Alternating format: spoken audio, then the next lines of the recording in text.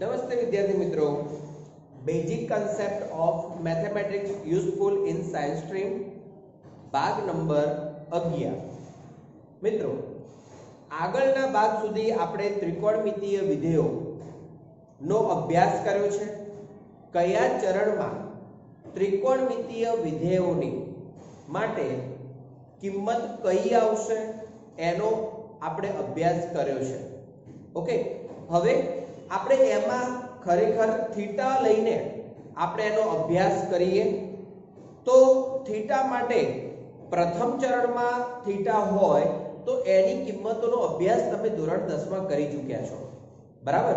પરંતુ પ્રથમ ચરણ સિવાય બીજા, ત્રીજા કે ચોથા ચરણમાં કોઈ પણ ખૂણો હોય એટલે કે કોઈ પણ થીટા હોય તો એના માટે આપણે શું કરી શકીએ અથવા શું પ્રોસેસ છે તો એને આજે આપણે સમજવાનું છે. પરંતુ આજના વિડિયોમાં એ સમજતા પહેલા તમારે આગળના બે વિડિયો ચોક્કસથી પહેલા જોયેલા હોવા જોઈએ. જો એ વિડિયો જોયેલા હશે તો જ તમને આ વિડિયોમાં સમજણ પડશે. ઓકે, તો મિત્રો આપણે એનો અભ્યાસ કરીએ. સૌથી પહેલા જે 6 ત્રિકોણમિતીય વિધેયો છે એ 6 ત્રિકોણમિતીય વિધેયો માટે 0, 30, 45, 60 અને 90 અંશ માટે ખૂણાના મૂલ્યો કેવા થાય એ ઓલરેડી તમે જાણો છો, બરાબર. તો સૌથી પહેલા આપણે એક વખત એનો અભ્યાસ અહીંયા કરી લઈએ.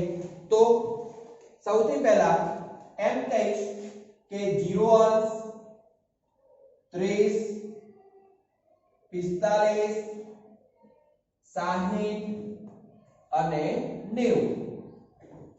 અહીંયા 60 વિધેય, cos, tan, cosec, sec અને cot. 5 પ્રકારના ખૂણાઓ માટે 6 ત્રિકોણમિતીય વિધેયોના મૂલ્યો કયા થાય એને આપણે પહેલા સમજી લઈએ. તો જુઓ મિત્રો, આની અંદર સૌથી પહેલા તમારે સાઈડની લાઈન ગોખી દો અથવા કોઈ પણ રીતે સમજીને યાદ કરી લો, બરાબર છે. તો એ લાઈન માટે હું તમને એટલું કહીશ કે સૌથી પહેલા અહીંયા જે પણ ખૂણાઓ દેખાય છે સાઈડની લાઈન માટેની વાત કરું છું, તો એ ખૂણાઓ માટે સૌથી પહેલું કામ આપણે એ કરવાનું કે 0 થી 4 સુધીની એકડી લખી દેવાની. 0 થી 4 સુધી અંક લખીને એમને 4 વડે ભાગી લેવાના. ફરીથી 0 થી 4 સુધી અંક લખવાના, એમને 4 વડે ભાગવાના અને પછી એમનું વર્ગમૂળ લેવાનું. તો આપણે વર્ગમૂળ લઈશું ત્યારે આપણને જે પણ મળશે તે સાઈડની આ જુદા જુદા ખૂણાઓ માટેની કિંમત થશે. તો ટેમ્પરરી હું અહીંયા લખું છું 0, 1, 2, 3 અને 4. એમને આપણે 4 વડે ભાગી દઈએ. અહીંયા 4 વડે ભાગીશું તો 1/2.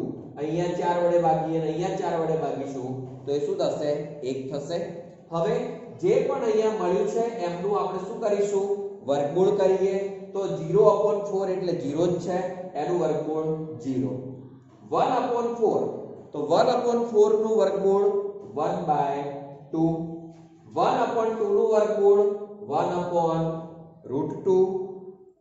3/4 માટે √3/2 અને 1 માટે 1. મિત્રો અહીંયા જે 5 પદો લખેલા છે એ પાંચેયનું વર્ગમૂળ કરીએ છીએ તો આપણને આ રીતે મળે છે. અને એ ખરેખર કોની કિંમતો છે? તો સાઈડના જુદા જુદા ખૂણાઓ માટેની. પરંતુ આ ખૂણાઓ તમારે યાદ રાખવા પડે કે 0 પછી 30 પછી 45 પછી 60 અને અંતે 90. જો આ પ્રમાણેના ખૂણાઓ તમે નહીં લખો અને આડાઅવળા ખૂણાઓ લખશો તો પછી તમને એ જવાબ તમે ખોટા લખશો એવું કહી શકાશે.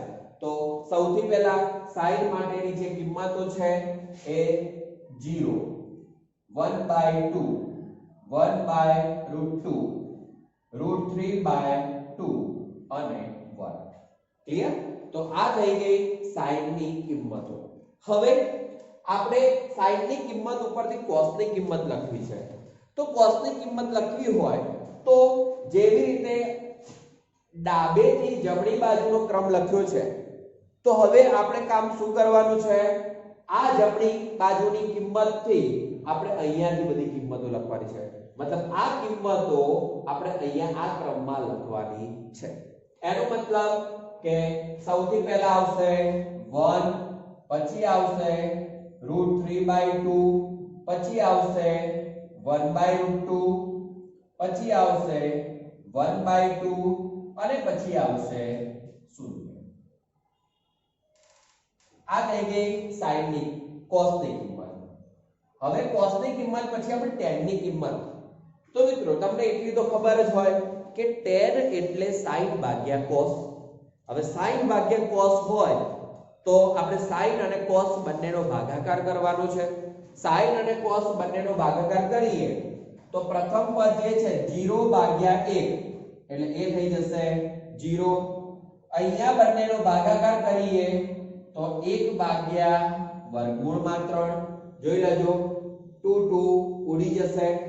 અહીંયા બંનેનો ભાગાકાર કરીએ તો 1, અહીંયા બંનેનો ભાગાકાર કરીએ તો √3 અને અહીંયા બંનેનો ભાગાકાર કરીશું તો એ પદ શું આવશે?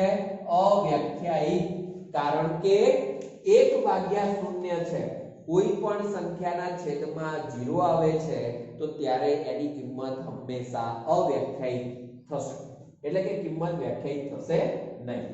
તો આ ગઈ tan ની કિંમતો. હવે tan પછી આપણે cosec નો વિચાર કરીએ તો ખરેખર cosec એ શું છે? તો cosec એ sin નું વ્યસ્ત છે. cosec શું છે? sin નું વ્યસ્ત. તો આપણે જે sin ની કિંમતો છે એ sin ની વ્યસ્ત કરીને આપણે કિંમતો લખી દઈએ. તો sin ની વ્યસ્ત સમજો 0 નું વ્યસ્ત.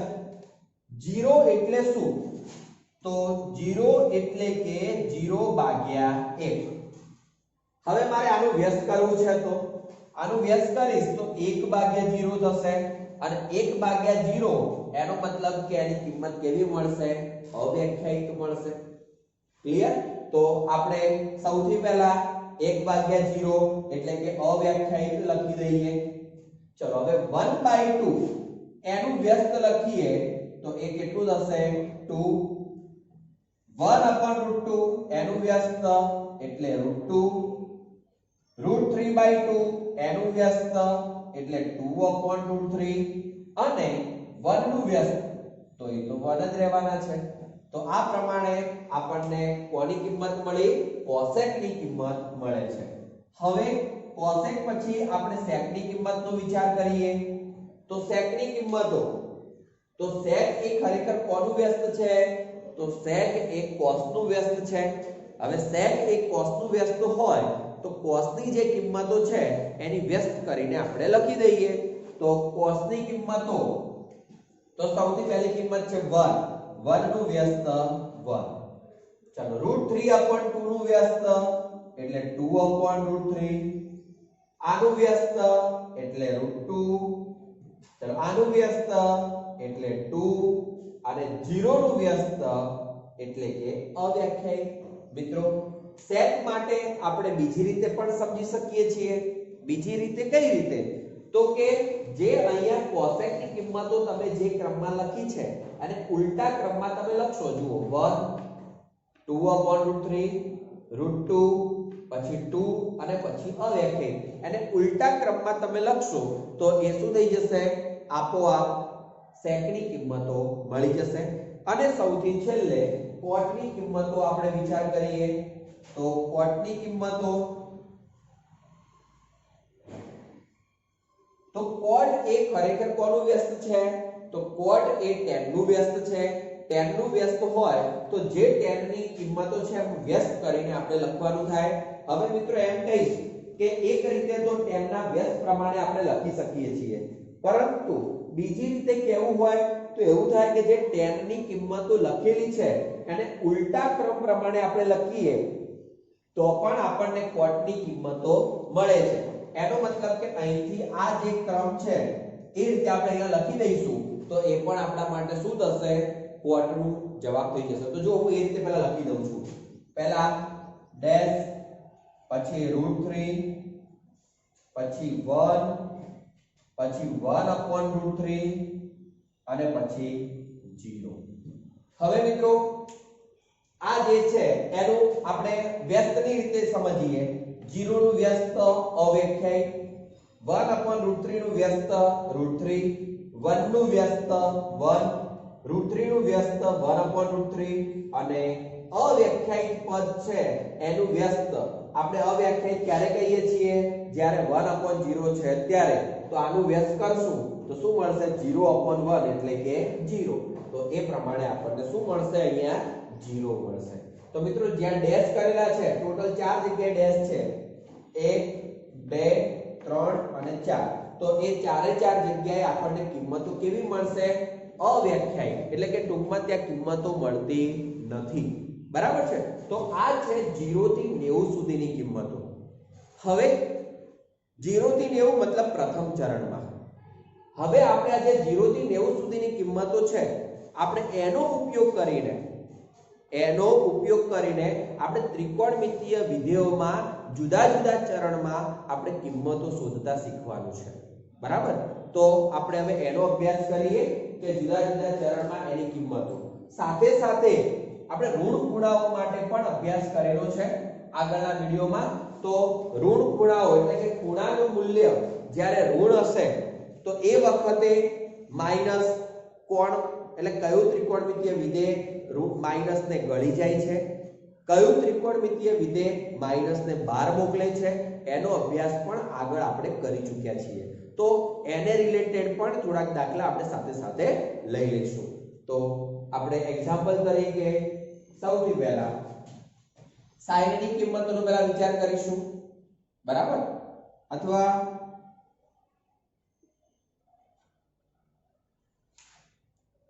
ચલો હવે સૌથી પહેલો એક્ઝામ્પલ આપણે લઈ લઈએ કે sin -30 અંશ.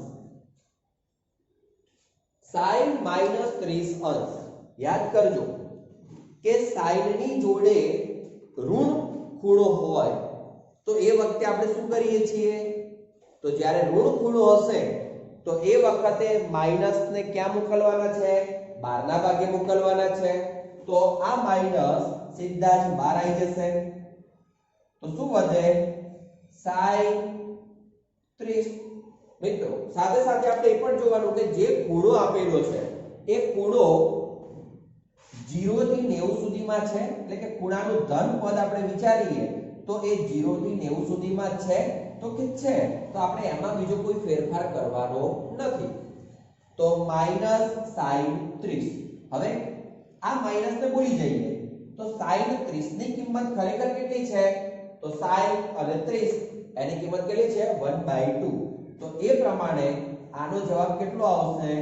-1/2. બરાબર?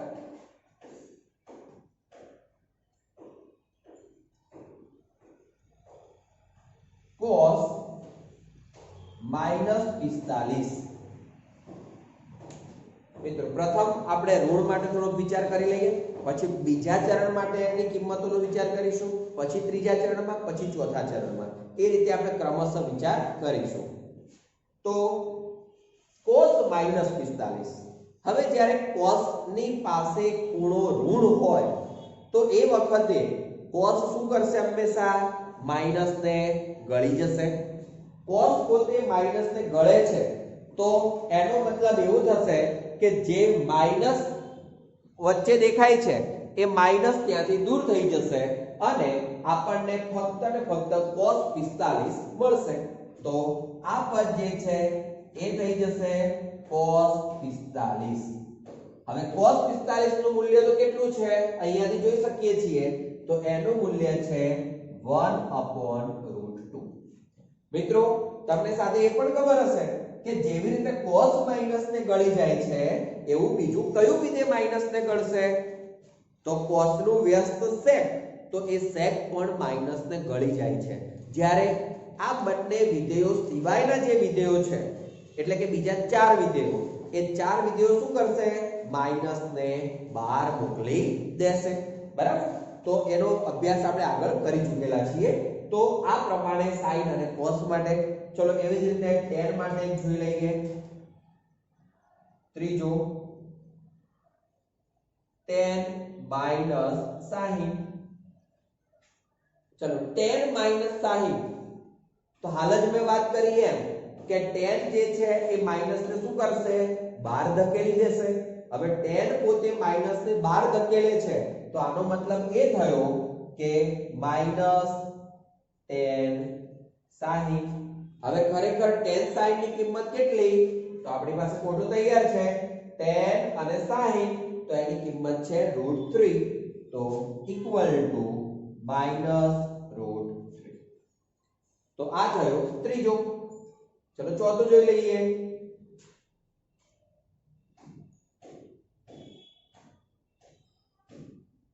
cosec -45। चलो હવે cosec વિધેય આવી તો cosec માં માઈનસ નું શું થશે તમને ખબર જ છે તો કે cosec નું માઈનસ ને બહાર મોકલી દેશે તો cosec માઈનસ ને બહાર મોકલે છે તો એ પ્રમાણે આ પદ જે છે એનું આપણે શું લખી શકીએ માઈનસ cosec 45 બરાબર માઈનસ। ચલો હવે cosec 45 ની કિંમત કેટલી છે તો cosec 45 ની કિંમત છે વર્ગમૂળમાં 2 તો કે માઈનસ વર્ગમૂળમાં 2 તો આ થઈ ગયો એનો જવાબ। તો મિત્રો આવી રીતે કોઈ પણ ખૂણો ઋણ અહીંયા મેં જે પણ વાત કરી છે ફક્ત ઋણ એટલે કે આમ એકમ વર્તુળ પ્રમાણે આપણે વિચારીએ છીએ તો અહીંથી વિરુદ્ધ દિશામાં આપણે જઈએ તો એ આ ચરણ એટલે કે ચતુર્થ ચરણના ખૂણાઓનો અત્યારે મેં અહીંયા વિચાર કર્યો છે પણ એ પણ કેવી કે ઋણ અને થીટા પોતે 0 થી 90 વચ્ચે હોય અથવા આખો ખૂણો કહીએ તો એ 0 થી -90 વચ્ચે હોય એ રીતે આપણે અત્યારે અભ્યાસ કર્યો છે। હવે મિત્રો આપણે અભ્યાસ જે કરવો છે એ બીજા ચરણમાં જ્યારે ખૂણો હોય ત્યારે ખરેખર એનું મૂલ્ય શું થાય છે આપણે એનો અભ્યાસ કરવો છે। હવે એક આકૃતિની ઓલરેડી જરૂર પડવાની છે તો અહીંયા એ આકૃતિ આપણે દોરી રાખીએ છીએ।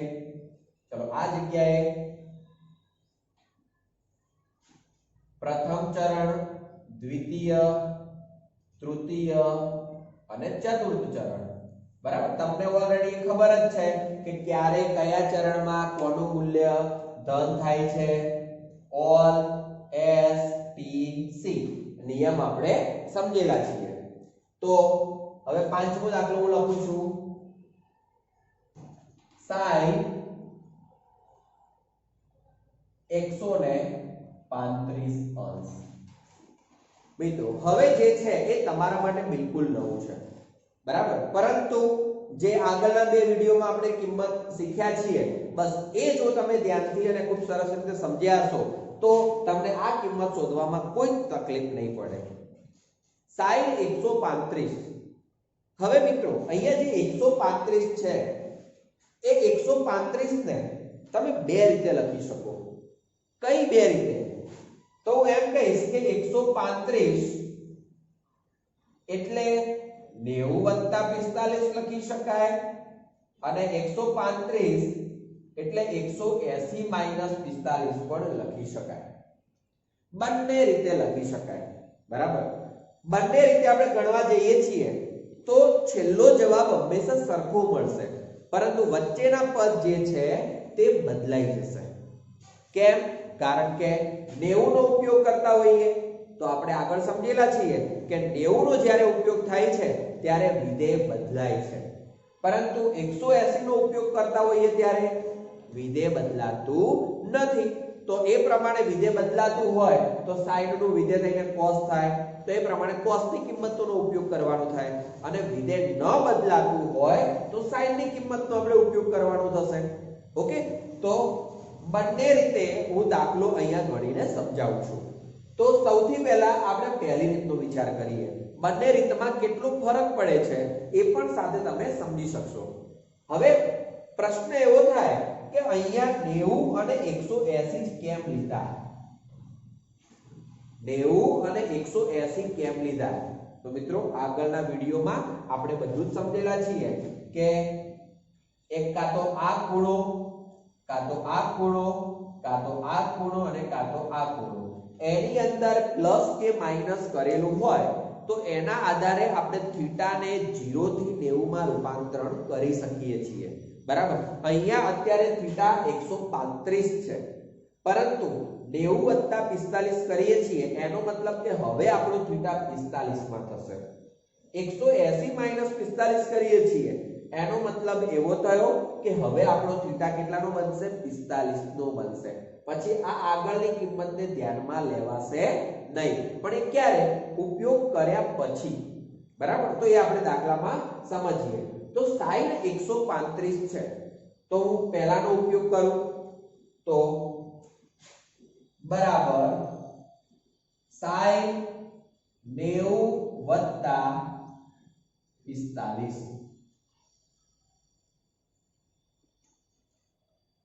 હવે યાદ કરજો કે જે ટોટલ આપણે 8 પ્રકારના સૂત્રો લખાવ્યા છે, બરાબર।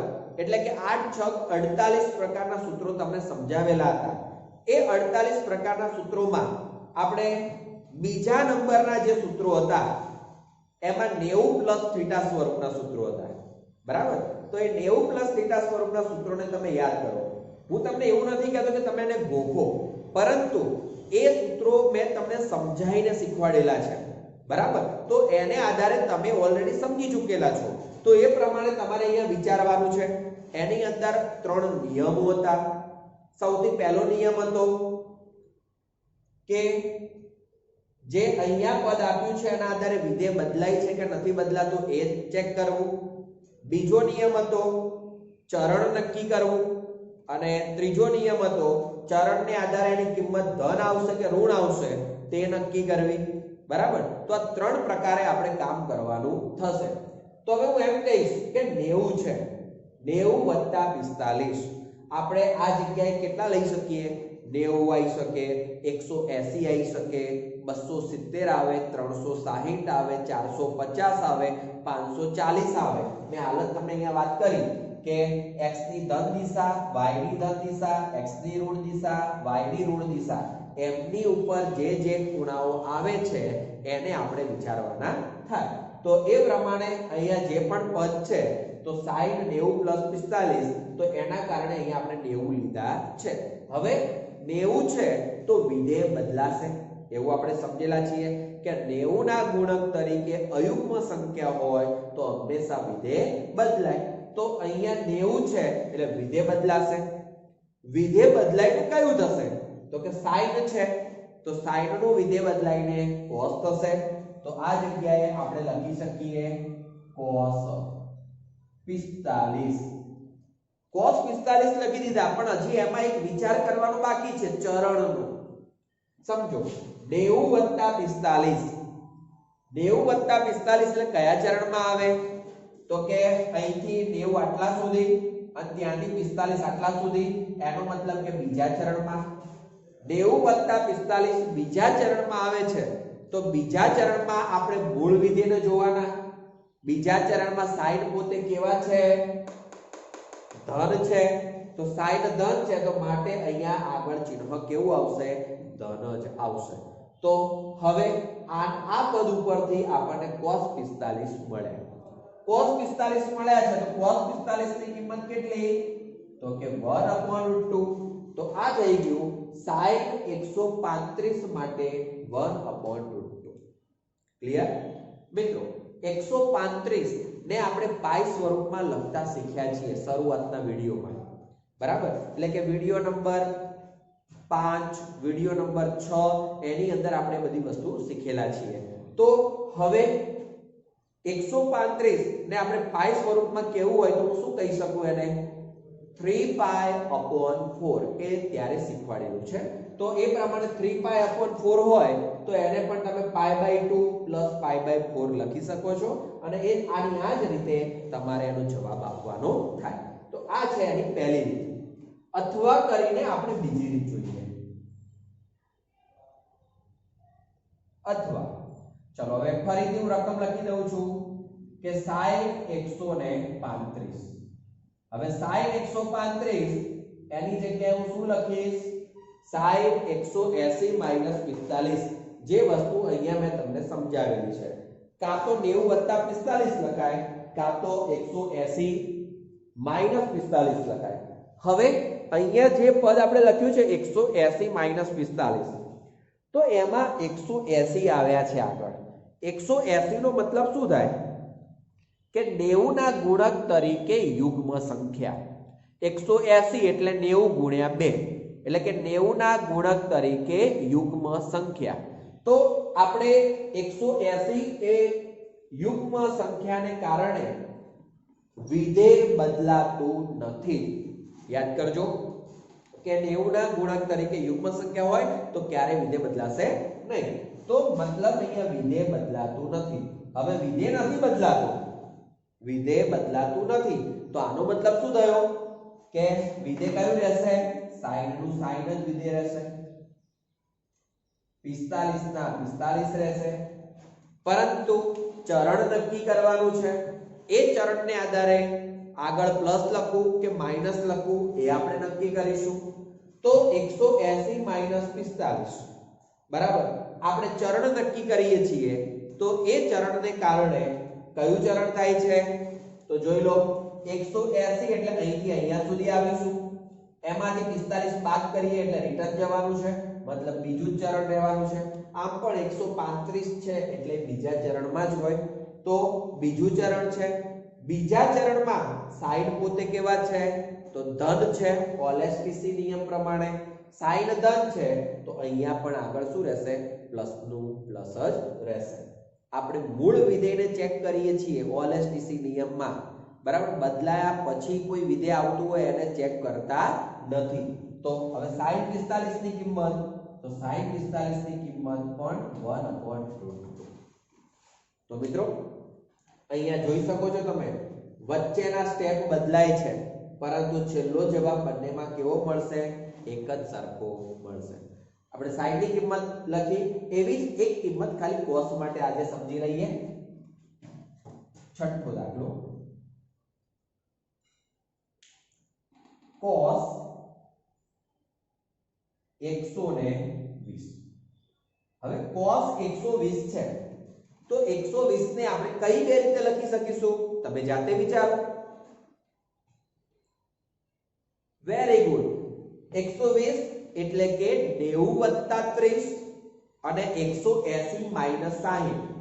હવે 180 - 60 અને 90 + 30 આપણે બંને રીતે એને લખી શકીએ છીએ. તો ચલો આપણે આના માટે પ્રથમ રીત વાપરીએ, 90 + 30 વાળી.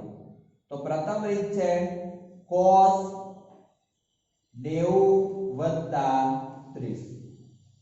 ચલો હવે 90 આવ્યા, વિધેય બદલાશે? તો કે હા. cos નું વિધેય બદલાઈને કયું થશે? તો કે sin. તો કે sin 30. બીજું કામ કયું કરવાનું? ચરણ નક્કી કરવાનું.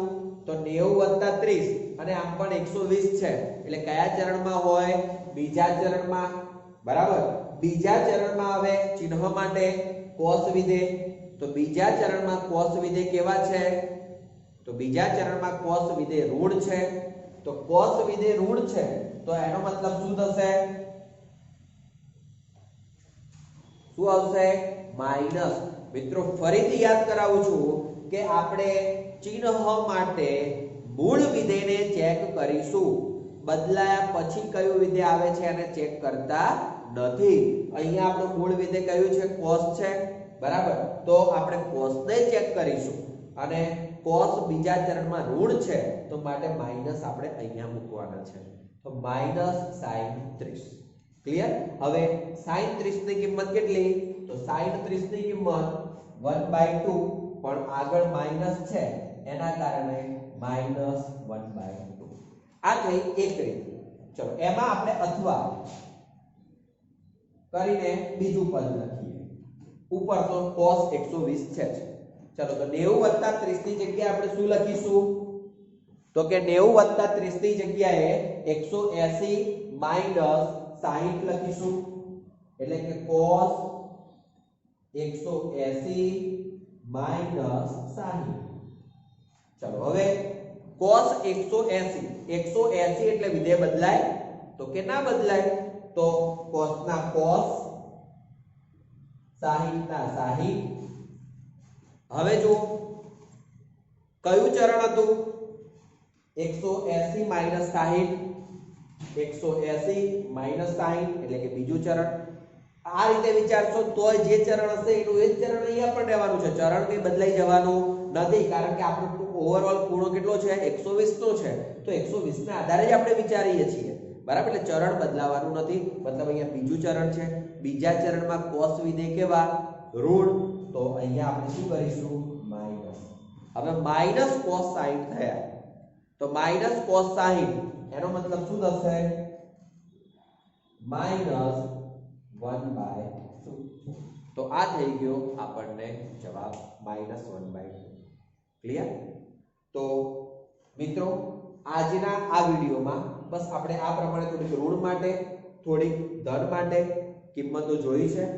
નેક્સ્ટ વિડીયોમાં આપણે હજી બીજા ચરણ માટેની થોડી કિંમતો જોઈશું, પછી ત્રીજા ચરણ માટે અને પછી ચોથા ચરણ માટેની કિંમતોનો અભ્યાસ કરીશું.